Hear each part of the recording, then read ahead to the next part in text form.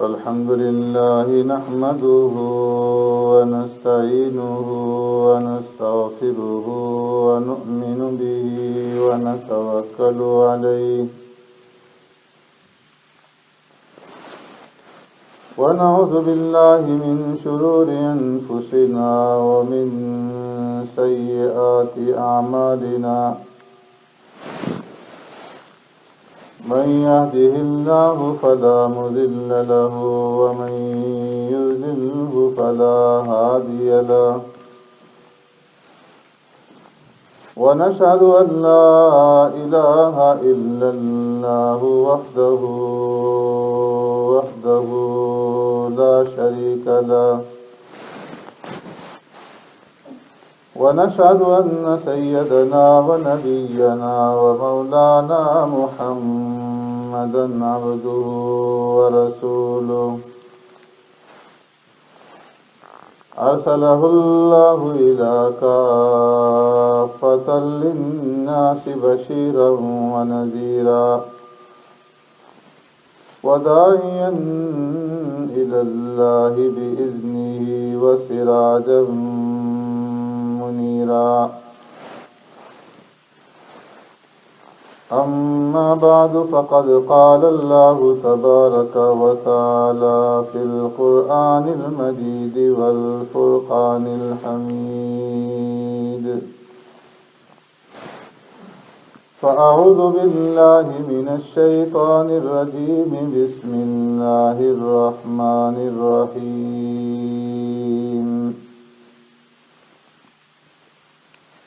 فإن لم تفعلوا ولن تفعلوا فاتقوا النار التي وقودها الناس والحجارة أعدت للكافرين وبشر الذين آمنوا وعملوا الصالحات أن لهم جنات تجري من تحتها الأنهار كلما رزقوا منها من ثمرة رزقا قالوا هذا الذي رزقنا من قبل وأتوا به متشابها ولهم فيها أزواج مطهرة وهم فيها خالدون صدق الله مولانا العظيم يا رب صل وسلم دائما أبدا على حبيبك خير الخلق كلهم هو الحبيب الذي ترجى شفاعته لكل هول من الأهوال مقتحم فإن لم تفعلوا پس اگر تم ایسا نہ کر سکو ولن تفعلوا اور ہرگز ایسا نہ کر سکو گے فاتقوا النار پس ڈرو آگ سے التی وقودها الناس والحجارہ وہ آگ جس کا ایندھن ہے انسان اور پتھر اعدت للکافرین تیار کی گئی ہے واسطے کافروں کے وبشر الذین آمنوا اور خوشخبری سنا دیجیے ان لوگوں کو جو ایمان لائے وعملوا الصالحات اور اعمال کیے اچھے ان لهم جنات تجری من تحتها الانہار بے شک ان کے لیے باغات ہیں بہتی ہیں جن کے نیچے سے نہریں کلما رزقوا منها من ثمرة رزقا جب کبھی کھانے کو دیا جائے گا انہیں پھلوں میں سے رزق. قالوا هذا الذي رزقنا من قبل، کہیں گے یہ تو وہی ہے جو دیا گیا ہمیں اس سے پہلے. وَأُتُوا بِهِ مُتَشَابِهًا، اور دیے جائیں گے وہ ملے جلے. وَلَهُمْ فِيهَا أَزْوَاجٌ مُطَهَّرَةٌ، اور ان کے لیے اس میں بیویاں ہیں پاک صاف. وَهُمْ فِيهَا خَالِدُونَ، اور وہ اس میں ہمیشہ ہمیشہ رہیں گے. آمنت باللہ وبآیاتی،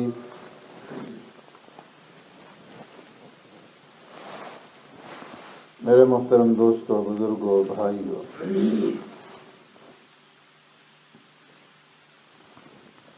اس سے پہلی آیت کریمہ میں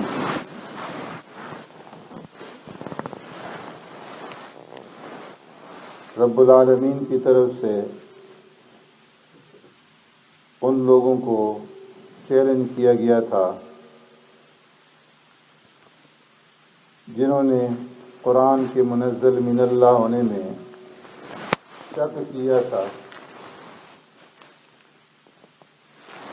اور اس کے جواب میں اللہ رب العزت نے انہیں چیلنج کیا کہ اگر تمہیں اس قرآن کے منزل من اللہ ہونے میں شک ہے تو اس قرآن جیسی ایک چھوٹی سی صورت لا کر پیش کر دو،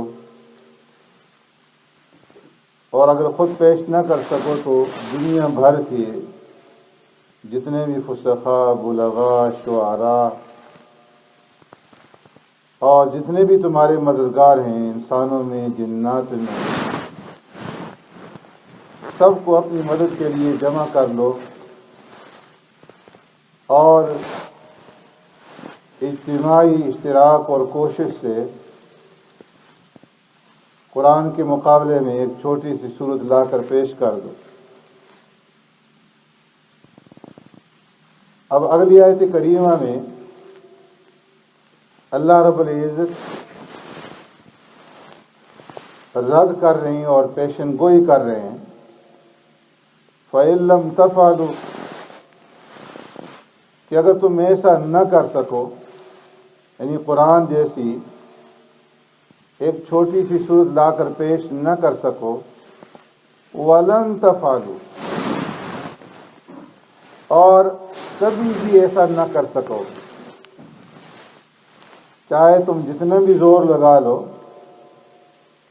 یہ اللہ کی طرف سے پیشن گوئی آ گئی کہ وَلَن تَفْعَلُوا، کبھی بھی قرآن کا مقابلہ نہیں کر سکتے اور ایک چھوٹی سی صورت لا کر پیش نہیں کر سکتے. تو فَاتَّقُوا النَّارَ، جب تم قرآن کا مقابلہ نہیں کر سکتے اور ایک چھوٹی سی صورت بھی لا کر پیش نہیں کر سکتے، اور جو تم نے پیش کیا، جس طرح میں نے گزشتہ جمعہ میں عرض کیا تھا کہ مسیلمہ کذاب نے کوشش کر کے سورہ عصر کے مقابلے میں اپنا ایک بیہودہ کلام پیش کیا، یا وبر یا وبر انما انت اذنان وصدر، کہ جنگلی چوہے، جنگلی چوہے، تیرا وجود تو صرف دو کانوں اور سینے کا نام ہے، اور اس کے سوا انما انت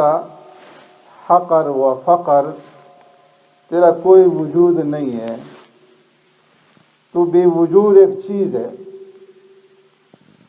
تو انہی کے لوگوں نے اس کے اوپر لعن طعن کیا اور کہا کہ واللہ انکا انت کاذب انت تکذب، تم جھوٹے ہو، جھوٹ بولتے ہو، یہ اللہ کا کلام نہیں ہو سکتا. تو اللہ نے فرمایا وَلَن تَفْعَلُوا، کبھی بھی تمہارے اندر اس کی طاقت نہیں ہے کہ تم قرآن کا مقابلہ کر سکو اور اس کی نظیر اور اس کی مثال پیش کر سکو. تو فَاتَّقُوا النَّارَ، پھر ڈرو آگ سے. پیارے پیغمبر صلی اللہ علیہ وسلم جو اللہ کے رسول ہیں، ان کی رسالت کا اور ان کے اوپر اترنے والے قرآن کا جو معجزہ ہے، اس کے انکار کو چھوڑو اور اس آگ سے ڈرو، اور ڈرنے کی صورت کیا ہوگی کہ تم ایمان لے آؤ، قرآن کو اللہ کا کلام سمجھو اور محمد الرسول اللہ صلی اللہ علیہ وسلم کے اوپر ایمان لے آؤ، اور اس آگ سے ڈرو التی وقودها الناس والحجارہ، وہ آگ جس کا ایندھن، جس کی لکڑیاں انسان اور پتھروں، اس آگ کو جو جلایا جائے گا، اس کا جو ایندھن ہوگا، وہ لکڑیاں نہیں ہوں گی بلکہ انسان ہوں گے، کافر ہوں گے، نافرمان ہوں گے، والحجارہ، اور پتھر ہوں گے، کہ ان دو چیزوں کے ذریعے سے اس آگ کو جلایا جائے گا۔ اور پتھر بھی کون سے ہوں گے؟ فرمایا کہ گندک کے سیاہ بدبودار بڑے بڑے پتھر ہوں گے۔ عبداللہ ابن مسعود رضی اللہ تعالیٰ عنہ فرماتے ہیں کہ جب اللہ رب العزت نے آسمانوں اور زمین کو پیدا فرمایا تو اسی وقت پہلے آسمان پر، آسمان دنیا پر، گندک کے ان سیاہ اور بدبودار پتھروں کو بھی اللہ رب العزت نے پیدا فرما دیا، جس کے ذریعے سے جہنم کی آگ کو بھڑکایا جائے گا۔ اور حضرت مجاہد رحمۃ اللہ تعالی فرماتے ہیں کہ وہ پتھر اتنے بدبودار ہیں کہ ایک مردار چیز سے بھی زیادہ بڑھ کر کے ان کی بدبو ہو۔ جس طرح کوئلے سے جس آگ کو جلایا جائے، وہ آگ لکڑیوں کے مقابلے میں انتہائی تیز ہوتی ہے، اسی طرح فرمایا کہ اس آگ کو، جو جہنم کی آگ ہے، اس سے انسانوں اور گندک کے ان پتھروں کے ساتھ جلایا جائے گا، اور یہ دونوں چیزیں وقودھا، اس کا ایندھن بنیں گی۔ پیارے پیغمبر صلی اللہ علیہ وسلم نے حضرت جبرائیل صلی اللہ علیہ وسلم سے پوچھا کہ اے جبرائیل، جہنم کی آگ کی شدت تو ذرا بیان کرو کہ اس کے اندر کتنی گرمائش ہے، کتنی تپش ہے اور کتنی شدت ہے۔ تو حضرت جبرائیل صلی اللہ علیہ وسلم نے عرض کیا کہ یا رسول اللہ صلی اللہ علیہ وسلم، اللہ نے جہنم کو پیدا کیا اور پھر اس کی آگ کو 1000 برس تک بھڑکایا گیا، اسے ابھارا گیا، جلایا گیا، یہاں تک کہ وہ آگ بالکل سرخ ہو گئی، اور پھر 1000 برس تک مزید اس آگ کو پھر بھڑکایا اور جلایا گیا، یہاں تک کہ وہ آگ زرد ہو گئی، اور پھر 1000 برس تک اس آگ کو بھڑکایا گیا، یہاں تک کہ وہ بالکل سیاہ ہو گئی۔ اور اب حال یہ ہے کہ تاریک رات کی طرح جہنم کی وہ آگ سیاہ ترین ہے، اس کے شعلے، اس کی لپٹیں، نہ اس کے شعلے کم ہوتے ہیں اور نہ اس کے انگارے ٹھنڈے ہوتے ہیں۔ اس لیے پیارے پیغمبر صلی اللہ علیہ وسلم نے ارشاد فرمایا کہ لوگوں، میں تمہیں جہنم کی آگ سے ڈراتا ہوں، میں تمہیں جہنم کی آگ سے ڈراتا ہوں، تم اپنے آپ کو جہنم سے بچاؤ۔ حضرت نعمان ابن بشیر رضی اللہ تعالیٰ عنہ فرماتے ہیں کہ جب سرکار دو عالم صلی اللہ علیہ وسلم یہ الفاظ بیان فرما رہے تھے تو اتنی آواز کے اندر شدت تھی، اتنی آواز اونچی تھی کہ جہاں پر میں تھا، اگر وہاں پر سرکار دو عالم صلی اللہ علیہ وسلم ہوتے تو بازاروں کے اندر لوگ آپ صلی اللہ علیہ وسلم کی آواز سنتے۔ اتنے جلال کے ساتھ اور اتنی سختی کے ساتھ آپ صلی اللہ علیہ وسلم نے بآواز بلند جہنم کی اس آگ سے لوگوں کو ڈرایا۔ اور فرمایا کہ اس آگ کی شدت کا اندازہ اس سے لگائیں کہ حضرت جبرائیل علیہ الصلوۃ والسلام جب اللہ رب العزت سے اللہ کے حکم سے مالک جہنم کے پاس جا کر کے اس سے کہتے ہیں کہ مالک میں نے آدم علیہ الصلوۃ والسلام کے لیے دنیا میں آگ لے جانی ہے تاکہ وہ اس سے فائدہ اٹھا سکیں اور اپنی چیزیں پکا سکیں، تو مجھے جہنم کے اندر سے آگ دے دو دنیا میں لے جانے کے لیے۔ پوچھا کہ کتنی آگ چاہیے؟ تو حضرت جبرائیل علیہ السلام نے فرمایا کہ ایک کھجور کے دانے کے برابر دے دو۔ تو مالک جہنم نے عرض کیا کہ اگر آپ اتنی آگ دنیا میں لے جائیں گے تو ساتوں آسمان اور ساتوں زمین اس کی شدت سے ڈھیر ہو جائیں گے۔ پھر فرمایا کہ چلو کھجور کا جو گھٹلی ہے اس گھٹلی کے بقدر دے دو۔ فرمایا کہ اگر اتنی آگ آپ دنیا میں لے گئے نہ آسمان سے پانی کا قطرہ اترے گا اور نہ زمین کے اندر کوئی سبزہ اگ سکے گا۔ عرض کیا ہے اللہ کتنی آگ لے کر کے جاؤں؟ تو فرمایا جبرائیل ایک ذرے کے برابر آگ لے جاؤ۔ حضرت جبرائیل علیہ السلام نے ایک ذرہ اٹھایا، 70 مرتبہ اس کو نہر کے اندر غوطہ دیا، ٹھنڈا کیا، اور پھر اس کو لے کر کے دنیا میں آئے، بلند ترین پہاڑ کے اوپر رکھا اور فرمایا کہ اس کی شدت کی وجہ سے وہ پہاڑ پگھل گیا، اس سے جو دھواں اٹھا وہ لوہے کے اندر اور پتھروں کے اندر جذب ہوا اور پھر اس ذرے کو واپس دوزخ میں ڈال دیا۔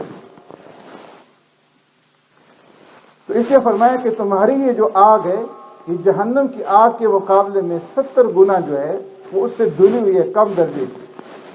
یہ دھواں ہے اور اس دھوئیں کی شدت کا آپ اندازہ لگا لیں کہ یہ پوری دنیا کے اندر اس سے لوہا بھی پگھل رہا ہے اور پتھر بھی چورا بن رہے ہیں۔ اتنی شدت اس آگ کے اندر ہے کہ کوئی انسان ایک سیکنڈ کے لیے اس کو برداشت نہیں کر سکتا۔ اس لیے فرمایا وقودها الناس والحجارہ، اس آگ سے بچو جس آگ کا ایندھن جو ہے وہ انسان بنیں گے اور گندک کے وہ سیاہ اور بدبودار پتھر بنیں گے۔ اعدت للکافرین، اور یہ آگ اللہ رب العزت نے اپنے نافرمانوں کے لیے، کافروں کے لیے تیار کر رکھی۔ فرمایا کہ جس انسان کو سب سے کم تر درجے کا عذاب دیا جائے گا جہنم کے اندر آخرت میں، سب سے کم ترین اور سب سے ہلکا عذاب وہ اس انسان کو دیا جائے گا کہ جس کو جہنم کی 2 جوتیاں جو ہے وہ پہنا دی جائیں گی۔ لیکن فرمایا کہ اس کی شدت کا حال یہ ہوگا کہ جوتیاں جو اس نے پاؤں میں پہنی ہوں گی آگ کی، اس کی وجہ سے اس کا دماغ اس طرح جوش کھا رہا ہوگا جس طرح کی ہنڈیا جوش کھاتی ہے اور ہنڈیا کے ابلنے کی آواز آتی ہے، اس طرح اس کے اڑوس پڑوس کے جو لوگ ہوں گے وہ اس کے دماغ کی ابلنے کی اور جوش کھانے کی آواز سنیں گے، اور اس کی داڑھیں جو ہیں فرمایا کہ وہ انگارے بنے ہوئے ہوں، ہونٹ شولے بنے ہوئے ہوں، اور اس کے پیٹ سے، اس کی آنتڑیوں سے فرمایا کہ آگ کی لپٹیں جو ہیں وہ نکلی، اور وہ انسان یہ سمجھے گا کہ جتنا عذاب مجھے دیا جا رہا ہے کسی اور انسان کو اتنا عذاب نہیں ملتا، حالانکہ سب سے ہلکا اور سب سے کم ترین درجے کا عذاب جو ہے اس کو دیا جائے۔ اس لیے فرمایا کہ جس آدمی کو صرف جوتیاں پہنائی جائے گی اس کا حال یہ ہوگا، تو جس آدمی کے دونوں پاؤں ٹخنوں تک جہنم کی آگ کے اندر ہوں گے اس کی کیا کیفیت ہوگی۔ اس لیے پیارے پیغمبر صلی اللہ علیہ وسلم نے ارشاد فرمایا ما اسفل من الکعبین من الازار فی النار، کہ تمہارے شلوار اور تمہارے پائجامے کا جو حصہ ٹخنوں سے نیچے ہوتا ہے، تو فرمایا کہ یہ حصہ آپ کے اندر ہوگا آخرت کی اندر. اس لیے فرمایا کہ اپنی شلوار کو ٹخنوں سے اوپر رکھو تاکہ اس آگ سے اپنے آپ کو بچا سکو. تو فرمایا اعدت للکافرین، اے منافقین، اے مشرکین، اے کفار، اگر تم قرآن کا مقابلہ نہیں کر سکتے اور قرآن کی بقدر ایک چھوٹی سی صورت بھی لا کر پیش نہیں کر سکتے، تو پھر اس آگ سے ڈرو کہ جو آگ اللہ نے کافروں کے لیے تیار کی. آگے فرمایا وَبَشِّرِ الَّذِينَ آمَنُوا وَعَمِلُوا الصَّالِحَاتِ. پہلے کفار کا ذکر ہوا، ان کے لیے سزا اور عذاب کا ذکر ہوا، تو اب اس کے مقابلے میں اہل ایمان کا ذکر کر رہے ہیں دوسری آیت کے اندر. اور فرمایا کہ جو لوگ ایمان لائے اللہ پر، اللہ کے رسول پر، اور جنہوں نے قیامت کو برحق جانا اور قرآن کو اللہ کا کلام سمجھا، فرشتوں کے اوپر ایمان لائے اور آسمانی کتابوں کے اوپر ایمان لائے، اچھی بری تقدیر کے اوپر ایمان لائے، وَعَمِلُوا الصَّالِحَاتِ، اور اس ایمان کے ساتھ ساتھ انہوں نے اچھے اور بھلے کام بھی کیے، نماز پڑھی، روزہ رکھا، زکوٰۃ دی، حج کیا، جتنے فرائض ہیں ان فرائض کا اہتمام کیا، صدقہ خیرات کیا، حلال اور حرام کو پہچانا اور اس کے اندر امتیاز برتا. ان لہم جنات تجری من تحتها الانہار. فرمایا ایسے لوگوں کے لیے، ایسے اہل ایمان کے لیے اللہ نے جو نعمتیں تیار کر رکھی ہیں، وہ نعمتیں کس صورت میں ملیں گی؟ ان لہم جنات، ان کے لیے باغات ہوں گے. کیسے باغات؟ تجری من تحتها الانہار، کہ ان باغات کے نیچے سے اور ان محلات کے نیچے سے نہریں جاری ہوں گی. مثل الجنت التي وعد المتقون فيها انہار من ماء غیر آسن وانہار من لبن لم يتغیر طعمه وانہار من خمر لذة للشاربین وانہار من عسل مصفى. دودھ کی نہریں اور شہد کی نہریں اور شراب کی نہریں ان کے باغات کے نیچے سے اور ان محلات کے نیچے سے جاری ہوں گی. اور یہ نہریں جو نکلیں گی، فرمایا مشک کے ٹیلوں کے نیچے سے یہ نہریں نکلیں گی. اس کی زمین، اس کی گھاس زعفران کی ہوگی. اور وَلَكُمْ فِيهَا مَا تَشْتَهِي أَنفُسُكُمْ، جو تمہارے جی کے اندر آئے گا وہ ساری کی ساری نعمتیں تمہیں وہاں پر ملیں گی. تجری من تحت الانہار کلما رزقوا منها من ثمرہ. فرمایا کھانے پینے کے لیے اللہ رب العزت کی طرف سے انہیں پھل دیے جائیں گے. اور غلمان جنت اور فرشتے طباق لے کر کے، کھانے پینے کے اور پھلوں کے طباق لے کر کے، پیالے لے کر کے اہل جنت کے پاس آئیں گے. اور جب وہ انہیں تناول کریں گے، کھائیں گے، اور پھر اور طباق ان کے پاس لائے جائیں گے، تو جو پہلی مرتبہ کھانا آیا تھا اور جو پہلی مرتبہ پھل آئے تھے، وہ دیکھ کر کہیں گے کہ یہ تو ھذا الذی رزقنا من قبل، یہ تو وہی ہے جو پہلے ہم نے کھایا تھا، یہ پھل تو وہی ہے جو پہلے ہم نے کھائے تھے. تو فرمایا فرشتے کہیں گے اور غلمان جنت کہیں گے کہ حضرت ذرا چکھ کر تو دیکھو، کھا کر کے تو دیکھو. اگرچہ دیکھنے کے اندر یہ اسی طرح نظر آ رہے ہیں، لیکن جو ان کا ذائقہ ہے اور جو ان کا مزہ ہے یہ اس طرح نہیں ہے، بلکہ اس سے مختلف. فرمایا جب انہیں چکھیں گے، جب انہیں کھائیں گے تو اسے مختلف پائیں گے. وَأُتُوا بِهِ مُتَشَابِهًا، اللہ رب العزت انہیں متشابہ رنگ کے اندر ایک ہی طرح کے پھل نظر آئیں گے، لیکن ذائقے کے اعتبار سے مختلف ہوں گے. بعض مفسرین نے فرمایا کہ جب پہلی مرتبہ دیکھیں گے تو کہیں گے یہ تو وہی پھل ہے، یہ تو وہی نعمت ہے جو دنیا میں ہمیں ملے گی. لیکن جب انہیں کھائیں گے تو اس کے ذائقے کے اندر جو جنت کے پھل ہوں گے اور جو دنیا کے پھل ہیں، زمین آسمان کا فرق ہو. وَلَهُمْ فِيهَا أَزْوَاجٌ مُطَهَّرَةٌ، اور فرمایا کہ اہل ایمان کو اللہ رب العزت جنت کے اندر جو بیویاں عطا فرمائیں گے، جو حور عین عطا فرمائیں گے، ایسی بیویاں ہوں گی مطہرہ کہ جو پاک اور صاف ہوں گی، نہ حیض ہوگا، نہ نفاس ہوگا، اور نہ تھوک ہوگا، نہ رینٹ ہوگا، اور نہ ان کے اندر بے وفائی ہوگی، اور نہ ان کے اندر کجخلقی اور بد اخلاقی ہوگی۔ پاک اور صاف بیویاں ہوں گی، وَهُمْ فِيهَا خَالِدُونَ، اور یہ بھی نہیں ہے کہ وہ نعمتیں انہیں ملے اور چند دنوں کے بعد ان سے چھین لی جائیں، وہ نعمتیں بھی دائمی ہوں گی، اور ان کا جنت کے اندر رہنا اور جنت کے اندر جو داخلہ ہے وہ داخلہ بھی ہمیشہ اور دائمی ہوگا۔ سبحانک اللہم و بحمدک، نشہد ان لا الہ الا انت، نستغفرک۔